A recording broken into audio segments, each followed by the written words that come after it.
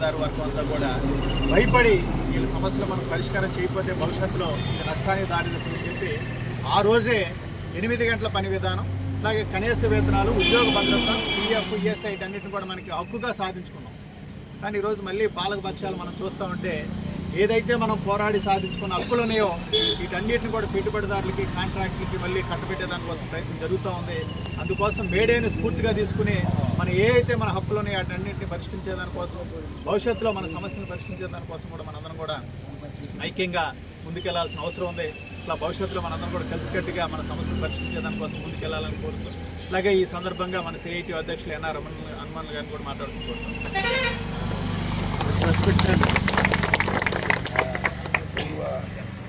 Director గారు, collector గారు, నిజమైన కార్మిక సోదర సోదరీమణులారా, ఈరోజు కార్మికుల జీవితాల్లో ఒక మహత్తరమైన దినం. కార్మికులు తమ హక్కుల కోసం పాటించే దీక్షా దినం. అంటే హక్కులు సాధించుకున్న హక్కులను కాపాడుకుంటామని, అలాగే ఇంకా రాబట్టుకోవలసిన హక్కుల్ని సాధించుకుంటామని మేడే సందర్భంగా ప్రపంచవ్యాప్తంగా కార్మికులు జరుపుకునే కార్మిక దీక్షా దినము, పండుగ. IIIT చరిత్రలో మనం ఇక్కడ అనేక పోరాటాలు చేశాం. IIIT ఒక అత్యంత ప్రతిష్టాత్మకమైన సంస్థ. మన నూజివీడుకే, అలాగే మన ఆంధ్రప్రదేశ్లో కూడా విద్యా సంస్థ. ఏ దేశంలోనైనా పౌరులు విద్యావంతులైతే, ప్రజల్లో చైతన్యం పెరిగితే సమస్యలు పరిష్కరింపబడటానికి మార్గం ఉంటుంది. ఈ సంస్థని ముందుకు తీసుకెళ్లడంలో మీరందరూ అత్యంత డెడికేషన్తో ఇది మీ సంస్థగా భావించి చేసినప్పుడు, మన హక్కుల కోసం పోరాడే క్రమంలో మన బాధ్యత కూడా అంత నిజాయితీగా డెడికేషన్తో చేసినప్పుడు మనకి మన హక్కుల కోసం పోరాడడానికి అత్యంత నైతిక బలం ఏర్పడుతుంది ఏ సంస్థలోనైనా సరే. కాబట్టి ఈ మేడే సందర్భంగా మీరందరూ కూడా ఈ సంస్థ మనది, ఈ సంస్థ అభివృద్ధికి, ఈ సంస్థ ప్రతిష్ట పెరగడానికి మనందరం కూడా పునరంకితం అవ్వాలని కోరుకోండి. ఆ విధంగా మీరు భవిష్యత్తులో ఈ సంస్థ అభివృద్ధికి పాటుపడండి. 139 సంవత్సరాలు మేడే చరిత్ర. 8 గంటల పనిదినం కోసం ఆ రోజు హే మార్కెట్లో అమెరికాలో కార్మికులు ఉద్యమం చేస్తూ నిలబడితే అమానుషంగా కాల్చివేసేది. కాల్చివేస్తే 14 మంది కార్మికులు చనిపోతే వారి రక్తంతో ఎరుపెక్కిన ఆ గుర్తు ఈరోజు ప్రపంచవ్యాప్తంగా మేడే జెండాకి గుర్తు ఏంటంటే, ఎర్ర జెండాకి చిహ్నం ఏంటంటే కార్మికుల రక్తంతో తడిసిన జెండా అది. వారు త్యాగం ఫలితంగా 8 గంటల పనిదినం ఏర్పడింది. ఈరోజు మీరందరూ కొంచెం పత్రికల్లో చూస్తూ ఉంటారు, కొంతమంది పెట్టుబడిదారులు మాట్లాడుతున్నారు వారానికి 70 గంటల పైన పనిచేయాలని. ఇన్ఫోసిస్ అధినేత నారాయణమూర్తి లాంటి వాళ్ళు, అలాగే L&T అధినేతలు అంటే 16 గంటలు 18 అంటే మానవుడు ఒక యంత్రంలాగా పనిచేసే సాధ్యపడదు. కానీ పని చేయాలని కోరుకుంటున్నారు, కానీ ఈరోజు కనీస వేతనాలు కూడా లేవు. రాష్ట్ర ప్రభుత్వాలు కానీ కేంద్ర ప్రభుత్వాలు కానీ కనీస వేతనాల బోర్డుని పునరుద్ధరించి కనీస వేతనాలు, DA, ఇతర సదుపాయాలు మినిమం జరిపే పరిస్థితి లేదు. లివింగ్ వేజెస్ అంటాం. అంటే ఒక కార్మికుడు మరలా తెల్లవారి పనిచేయాలంటే ఆహారం సరిపడా క్యాలరీస్ ఆఫ్ ఎనర్జీ లభించే విధంగా మినిమం వేజెస్ ఈరోజు ఉండాలి.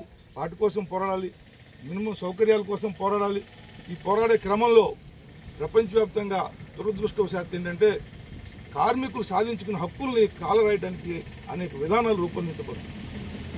ప్రజల్లో నుంచి వ్యతిరేకత వస్తున్నప్పుడు చాలా పెద్ద వ్యతిరేకిస్తుంది.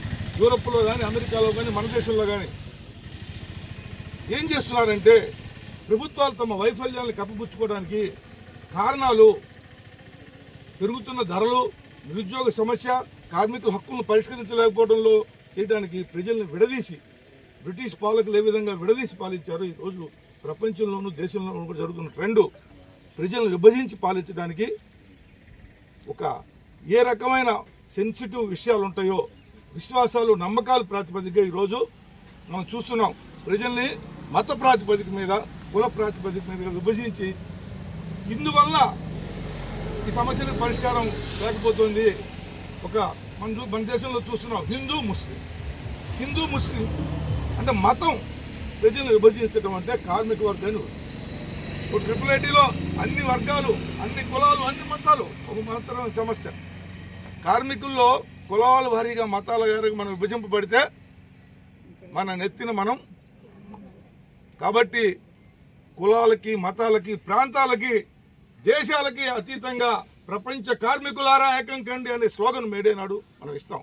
కాబట్టి ప్రపంచ కార్మిక ఐక్యత, దేశంలో కార్మికుల ఐక్యత, అన్ని రంగాల్లో కార్మికుల ఐక్యత కార్మికుల యొక్క హక్కులను పరీక్షించడానికి దోహదపడుతుంది. ఆ విధంగా ఈ మేడే సందర్భంగా మీరందరూ ఇక్కడ ఉన్న అనేక యూనియన్లు, అనేక సెక్టర్స్ ఉన్నాయి. ఫ్యాకల్టీలో మెంటార్స్, లెక్చరర్స్ ఉన్నారు. అలాగే హౌస్ కీపింగ్, సెక్యూరిటీ, అందరూ కూడా కలిసి ఐక్యంగా అందరూ ఒకటే, ఎవరి బాధ్యతలు వాళ్ళు నిర్వర్తించాలి. అందరూ తమ తమ బాధ్యతలు నిర్వర్తిస్తేనే ఈ సంస్థ ముందుకు వెళ్తుంది. ఆ విధంగా నిర్వర్తించాలి. ఆ విధంగా చేసే క్రమంలో మే 20వ తారీఖు దేశవ్యాప్తంగా కార్మికుల హక్కుల కోసం, అంటే మనం ఒక్కరి నుంచి సరిపోదుగా, ఈ దేశంలో ఉన్న కార్మిక వర్గాన్ని, అలాగే సిఐటియునే కాకుండా అన్ని సంఘాలతో కలిపి నేషనల్ లెవెల్లో ఒక ఐక్యవేదిక ఏర్పడింది. మే 20న కార్మికుల యొక్క కనీస వేతనాలు పెంచాలని ఎప్పుడో 26,000 స్లోగన్ ఇచ్చాం. ఇప్పుడు 26,000 కాదు, 36,000 దాటిపోయింది. కనీసం 36,000, 40,000 ఇవ్వాలి ప్రతి కార్మికుడికి జీవితం కనీసం స్టాండర్డ్స్లో బతకాలంటే. అలాగే పిఎఫ్, అలాగే ఇతర హక్కులు కాపాడబడాలని, ఉద్యోగ భద్రత ప్రధానంగా కాపాడబడాలని, ఈ హక్కుల కోసం దేశవ్యాప్తంగా మే 20వ తారీఖు జరిగే సమ్మెను మీ అందరం కూడా జయప్రదం చేయాలని, ఆ విధంగా చేయడం ద్వారా ఈ మేడేని మీరు విజయవంతం చేసిన వారు అవుతారని ఈ సందర్భంగా మీ అందరికీ సిఐటియు తరఫున, నూజివీడు పట్టణ కమిటీ తరఫున మరొక్కసారి శుభాకాంక్షలు తెలియజేస్తూ ధన్యవాదాలు కూడా తెలియజేస్తాను. కార్మిక దినోత్సవ శుభాకాంక్షలు. ముఖ్యంగా ఉద్యమాలు అనేటువంటివి ఎక్కడ ఉండవు, సమస్యలు వచ్చినప్పుడే ఉద్యమం అనేటువంటిది మొదలవుతుంది. కానీ ఆ సమస్యలు రాకుండా ఉండడానికి మనం ఎంత ప్రయత్నం చేయాలో అంత చేయాలని నా ఉద్దేశం. ఎందుకంటే అందరూ ఒకటే, ఇక్కడ మీరు వేరు మేము వేరే అనేటువంటిది ఏమి ఉండదు. కలిసి పనిచేసినప్పుడు ఏ సంస్థను ముందుకు తీసుకెళ్ళడానికి అవకాశం ఎక్కువగా ఉంటుంది.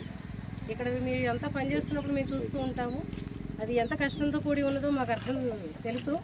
కానీ కొన్నిసార్లు మనం మాట్లాడలేం. కానీ ముఖ్యంగా ఇక్కడ మహిళలు చూస్తుంటాం, చాలా విషయాల్లో బాత్రూంలో పనిచేయడం కానీ, ఆ తర్వాత మళ్ళీ వాళ్ళు వెళ్ళి తినేటప్పుడు వాళ్ళకు ఉండేటువంటి కష్టం కానీ, ఇవన్నీ మేము చూసినప్పుడు చాలా బాధ అనిపిస్తుంది. అని పని అనేటువంటిది అది తప్పనిసరి అయినటువంటిది. కాబట్టి మీరు ఆ పని చేస్తారు, మా పని మేము చేస్తాం.